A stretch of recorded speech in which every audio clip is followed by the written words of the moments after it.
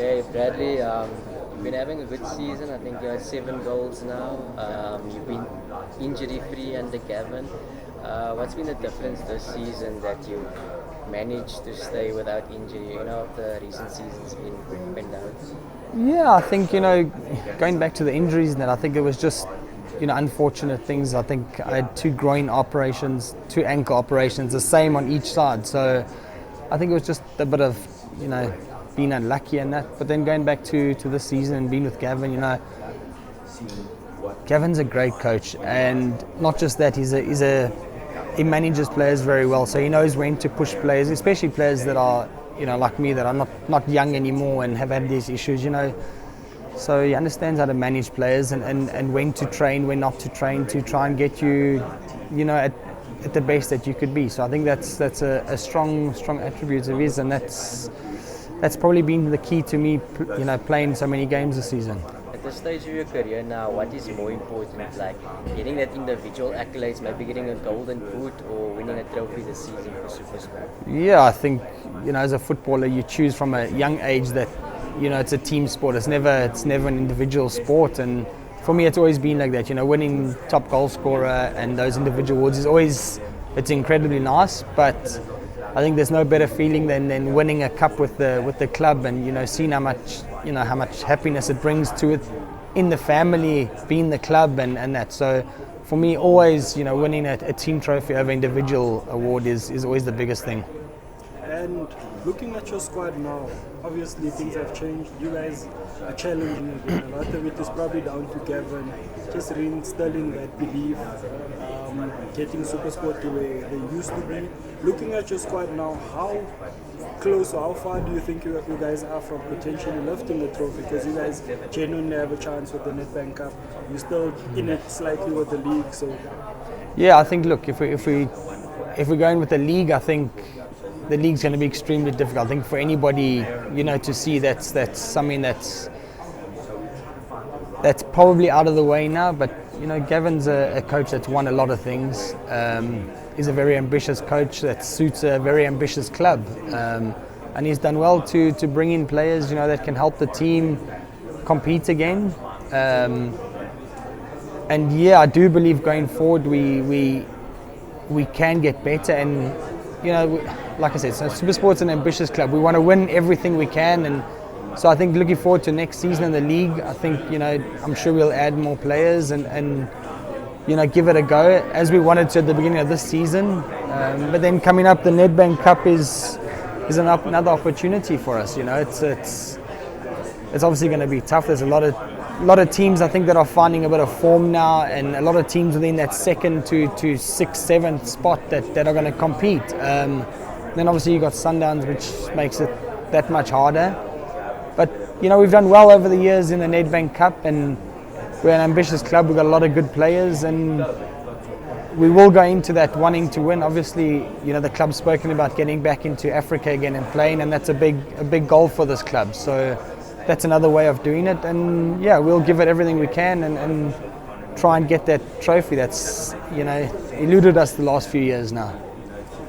Gavin has spoken about the need to add some younger guys to come in, especially up front, to come and assist yourself. Kabuza has now added 2.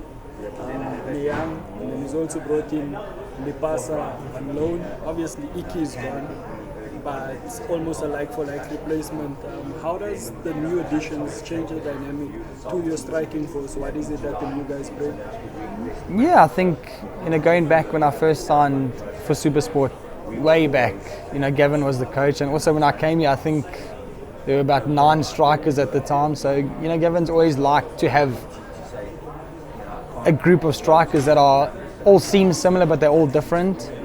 And it's a position he makes a lot of changes, changing strikers halfway through a game and 70th minute. So I think it's good. It's good for guys who score goals to have a lot of competition. I think it pushes each other, and it's like you mentioned, the age thing. I think in South African football at the moment, I think we could do with a few more younger players coming through, and now we've got a few here at the team, and obviously we'll try and help them and grow them as players as well. So I think it's exciting. It shows the team has ambition. You know, we want to win games, we want to score goals. So I think it can only bode well for the team. You're one of the natural goal scorers in South African football, where I think everybody talks about it. Nobody can finish in this country. Is it just repetition, or is it just like a talent, like a natural talent?